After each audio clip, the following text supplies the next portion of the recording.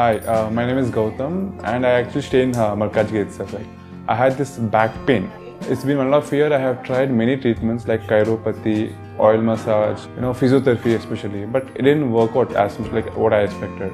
I strongly suggest homeopathy. You people can carry on with the homeopathy. Area Malkajgiri, and doctor name is like Nagesharao, and the clinic name is Neocare Homeopathy.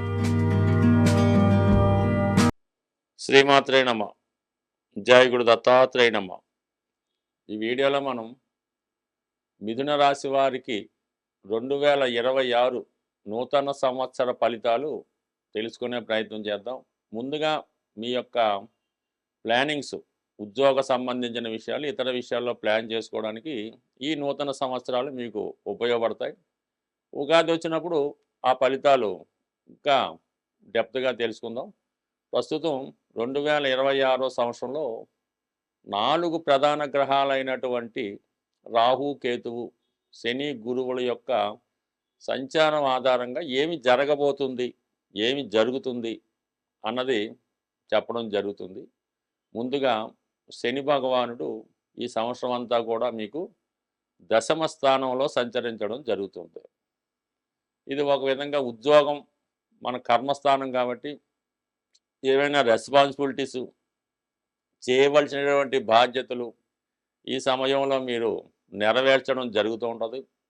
జీవనోపాధికి చేస్తున్నటువంటి శ్రమలో శ్రమాంతర విజయం లభించే అవకాశం ఉన్నది. అంటే ఎంత కష్టపడితే అంత ఫలితాన్ని శని భగవానుడు ఇవ్వడం జరుగుతూ ఉంటుంది. ఇప్పుడు దశమ స్థానంలో శని భగవానుడు 2 విధాలుగా మీకు ఉపయోగపడడం జరుగుతూ ఉంది. ముందుగా అష్టమాధిపతిగా దశమ స్థానంలోకి రావడం వల్ల అనూహ్యంగా జీవితంలో, వృత్తిలో ప్రమోషన్ రావడం కానీ, అధికార హోదాలోకి వెళ్ళడం కానీ, టెంపరీగా మీకు ఉన్నత స్థాయి అధికారంలోకి వెళ్ళడం జరుగుతూ ఉంటుంది. అంటే ఎలాగంటే అది మీ పై అధికారికి, ఇంకా పై అధికారికి ఏదో ఇబ్బంది జరగడం వల్ల ఆ పోస్ట్లోకి మీరు తాత్కాలికంగా ప్రమోషన్గా వెళ్ళే అవకాశాలు చాలా బలంగా ఉంటాయి. అలాగే భాగ్యాధిపతిగా రాజ్యస్థానంలో ఉండడం వల్ల భాగ్య రాజ్యాధిపతి యోగం ఏర్పడుతూ ఉంటుంది. అది మీరు ఆధ్యాత్మిక రంగంలో ఉన్న, ఎడ్యుకేషన్ రంగంలో ఉన్న, సేవా రంగంలో ఉన్న, ఫైనాన్స్ రంగంలో ఉన్న అనూహ్యంగా తగు విధమైనటువంటి గుర్తింపు రావడం జరుగుతూ ఉంటుంది. వృత్తిపరంగా హోదా అన్నది పెరుగుతుంది. అంటే ఎస్పెషల్లీ ఈ సంవత్సరంలో మీకు వృత్తిలో అభివృద్ధి ఉంటుంది, హోదా పెరుగుతుంది. మీరు కూడా వర్క్ సాటిస్ఫాక్షన్ అన్నది రావడం జరుగుతూ ఉంటుంది. ఎస్పెషల్లీ నిరుద్యోగులు ఎవరైతే ఉన్నారో, అది దేశం విదేశాల్లో ఎక్కడ ఉన్నా సరే, కొత్తగా ఉద్యోగ ప్రయత్నం చేస్తున్న వారికి 100% మరి ఈ 2026 సంవత్సరంలో ఏదో ఒక ఉద్యోగం 100% మీకు రావడం జరుగుతుంది. ఎటువంటి నిరాశ, నిస్పృహ చెందకుండా కొద్ది రోజుల పాటు వెయిట్ చేయొచ్చు. ఆల్రెడీ ఇప్పుడు ఈ వీడియో పెట్టే టైం కూడా మీకు ఉద్యోగానికి మిగతా గ్రహాలు కూడా సపోర్ట్ చేస్తున్నాయి కాబట్టి చిన్న ప్రయత్నంతో గొప్ప ఉద్యోగాన్ని మీరు సాధించడం అవసరం జరుగుతుంది. అయితే కొద్దిగా కష్టమైనటువంటి వృత్తి ఉంటుంది కాబట్టి కొద్దిగా ఓర్పు వహించి వచ్చిన ఉద్యోగంలో చేరిపోతే దాని తర్వాత దానికి అదే మీరు ఇంప్రూవ్మెంటు, వర్క్ సాటిస్ఫాక్షన్ రావడం జరుగుతుంది. ఇక ముఖ్యంగా గురుగ్రహం, రాశి అందే సంచరిస్తున్నటువంటి గురుగ్రహం మనకి ఈ జూన్ 1వ తారీఖు వరకు రాశి అందే ఉండడం జరుగుతుంది. దశమాధిపతి రాశిలో ఉండడం వల్ల స్వయం కృషితో, ఎటువంటి రికమెండేషన్ లేకుండా, ఎవరి ప్రమేయం లేకుండా మీకు మీరే ఉద్యోగాన్ని పొందడం జరుగుతూ ఉంటుంది.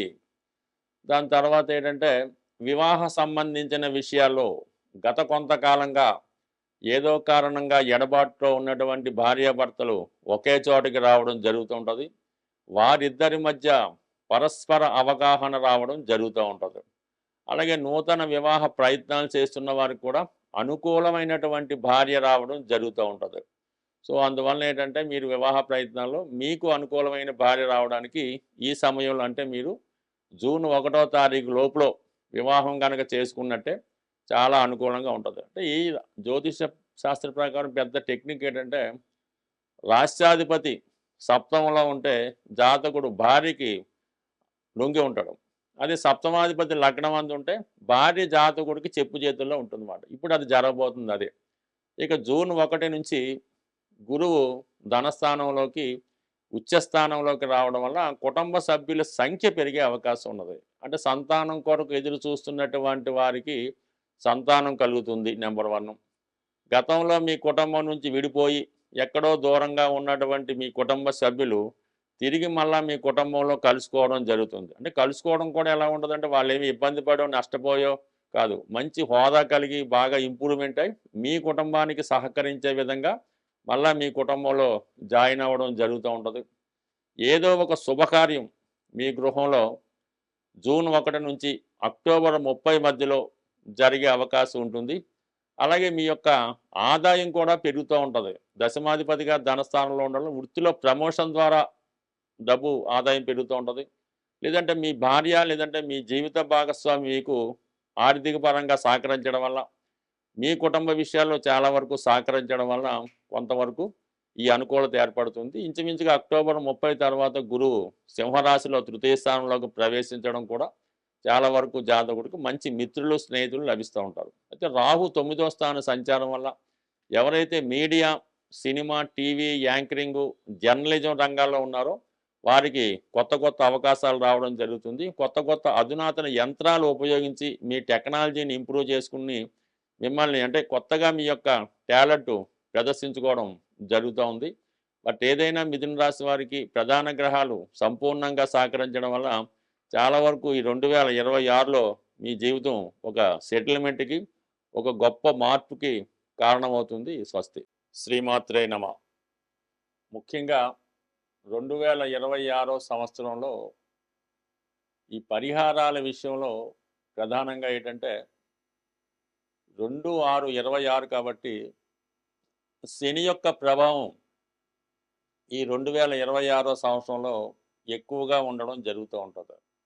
సో దానివల్ల మరి 2 చంద్రుడు, 6 శుక్రుడు కాబట్టి ఎక్కువగా ధన వ్యయం జరుగుతూ ఉంటది. ధనం నష్టపోవడం, మోసపోవడం ఇలాంటివి కూడా జరుగుతుంటాయి కాబట్టి ఆర్థిక విషయాల్లో చాలా జాగ్రత్తగా ఉండడం మంచిది. యాజ్ ఇట్ ఈజ్‌గానే ఈ 2026 సంవత్సరం కూడా స్త్రీల యొక్క ఆధిపత్యం ఎక్కువగా ఉంటది. సినిమా రంగం వారికి కొంత బెనిఫిట్, అనుకూలత ఈ సంవత్సరం మనం చూడవచ్చు. చాలా వరకు వాళ్ళకి బావుంటదన్నమాట.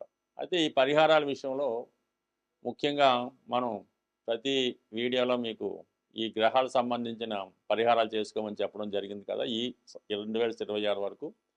ఈ ప్రధానంగా శని గ్రహానికి రెమెడీ అయితే మాత్రం మీరు చదవగలిగితే మృత్యుంజయ మహామంత్రం వినగలిగితే చక్కగా శ్రద్ధగా విష్ణు సహస్రనామం వినడం వల్ల శని యొక్క ఫలితాలు కంప్లీట్‌గా జీరోకి రావడం జరుగుతుంది.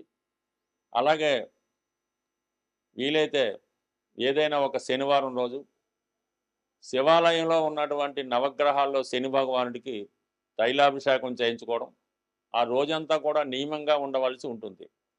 ఎప్పుడైనా నవగ్రహాల్లో ఒక గ్రహానికి పూజా కార్యక్రమం చేస్తున్నప్పుడు ఆ ఒక్క గ్రహానికే మీరు పూజ చేసి మిగతా నవగ్రహాల్ని వదిలివేయడం జరుగుతుంటది.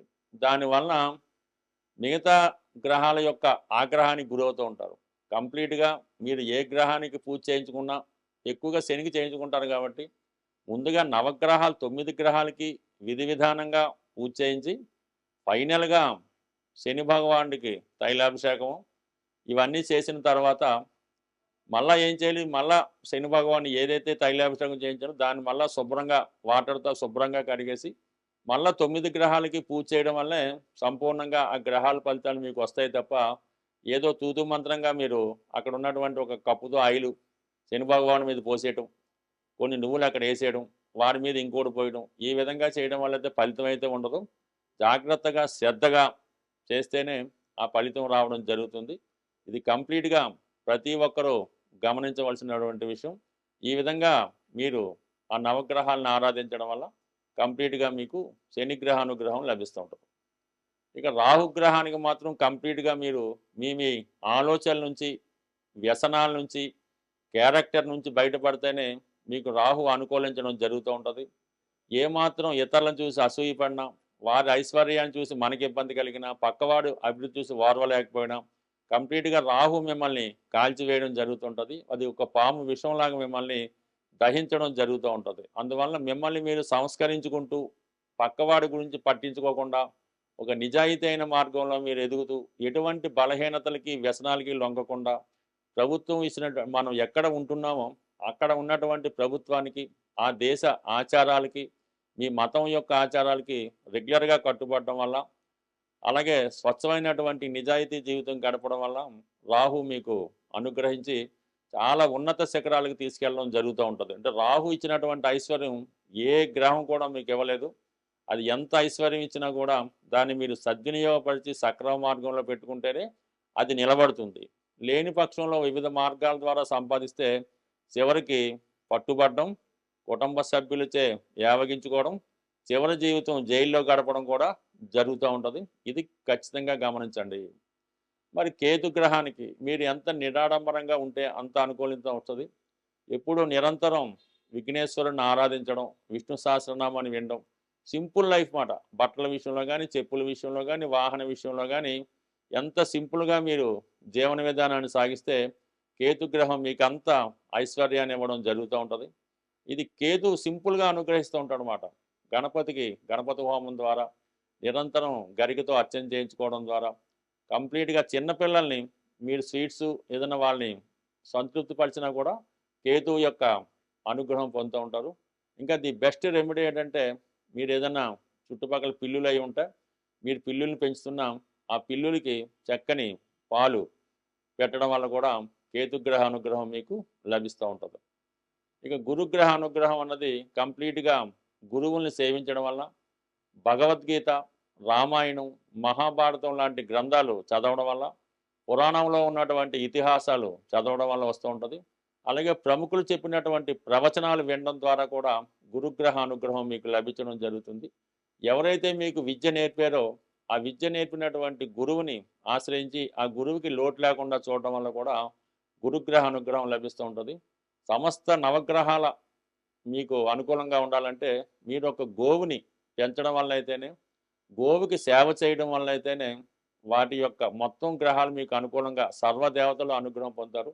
అంటే ఏదన్నా తూతు మంత్రంగా ఏదో గోశాలకు వెళ్ళి ఒక అరటిపండు పెట్టో ఏదైనా కొన్ని అటుకులు పెట్టి అలా కాకుండా మీరు ఆ గోశాలలో ఉంటే కంప్లీట్గా మార్నింగ్ వెళ్ళి శుభ్రంగా ఆ గోశాలని క్లీన్ చేసి అవసరమైతే గోవులకి స్నానం చేయించి వాటి యొక్క గంగడోలు అది వేసి కొద్దిగా ఆవులకి దోమలై కుట్టకుండా శుచిగా శుభ్రంగా ఉండడం వల్ల ఆవులకి ఒక శుభ్రంగా పెద్ద ఫ్యాన్ ఏర్పాటు చేయడం, అవి పడుకోవడానికి ఒక బెడ్ లాగా ఏర్పాటు చేయడం, మొత్తం మీద ఏంటంటే మీరు మీ తల్లిగారిని ఏ విధంగా సేవిస్తారో అంటే వాళ్ళు పెద్ద వయసులో ఉన్నప్పుడు ఏ విధంగా సేవిస్తారో అదేవిధంగా మీరు ఒక గోవుని సేవించడం వల్ల మొత్తం మీ కుటుంబం మీ వంశం కూడా తరించే అవకాశం ఉంటుంది. బట్ ఈ చిన్న ప్రయత్నం మీరు చేసి చూడండి.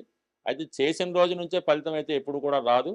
మీ యొక్క కర్మ ఫలితం పూర్తిగా పోయిన తర్వాత మాత్రమే ఏ ఫలితం అన్నా మీకు రావడం జరుగుతుంది. కాబట్టి ముందుగా మన జాతకంలో మనం ఏ గ్రహం వల్ల ఇబ్బంది పడుతున్నాం, ఏ దోషం మనల్ని ఇబ్బంది పెడుతుంది, పితృదోషం ఉందా, మాతృదోషం ఉందా, ఆ దోషాన్ని గమనించి ఆ దోషాన్ని మనం పరిష్కరించుకుంటే ఇప్పుడు మనం చేస్తున్నటువంటి పుణ్యకర్మలు ఈ జన్మలోనే మనం అనుభవించడం జరుగుతూ ఉంటుంది. లేని పక్షంలో ఇవన్నీ కూడా వచ్చే జన్మకి ట్రాన్స్ఫర్ అయ్యి వచ్చే జన్మకైనా మంచి జీవనం గడిపే అవకాశం ఉంటుంది.